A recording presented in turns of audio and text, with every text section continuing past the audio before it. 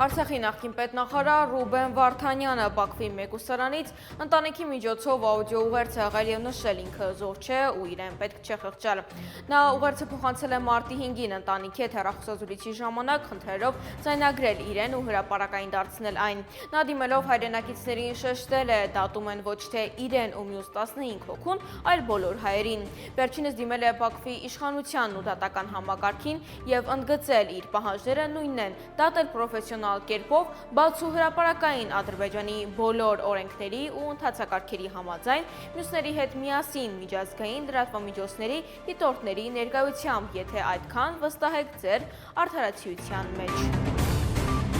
Եթե Հայաստանը մինչև 2025-ի ավարտը ՀԱԲ բյուջե չվճարի բաժնի ֆինանսավորումը, ապա կազմակերպության անդամ երկրները կարող են տարբեր սցենարներ դիտարկել, մարտի 7-ին ասել է Ռուսաստանի փոխարտգործնախարար Ալեքսանդր Պանկինը միևնույն ժամանակ շեշտելով, բայց հավանաբար ՀԱԲ-ից ոչ ոք նրան չի վտարի։ Իսկ թե ինչ այլ սցենարների մասին է խոսքը, Ռուսաստանի փոխարտգործնախարարը չի մանրամասնել, միայն այլ երկրների օրինակն է բերել, նշելով, որ եղել են դեպքեր, երբ այլ երկրներ տեխնիկական, ֆինանսական եւ այլ պատճառներով պարտքեր են ունեցել։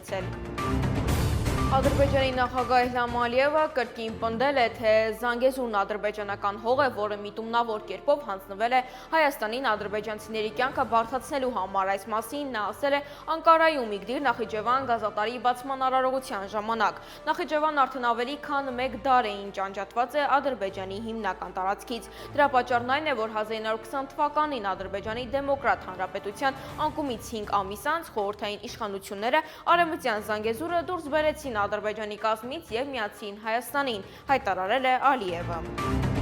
Հայկական հարսանիքներին ազգային պարը ոչ միայն կարևոր ու գեղեցիկ մաս է կազմում, այլև անբաժանելի։ Համացանցում եւս մեկ տեսանյութ է տարածվել, որտեղ հարսն ու փեսան նախաձեռնում են ազգային պարի կատարումն ու իրենց շուրջը հավաքում մերձավորներին։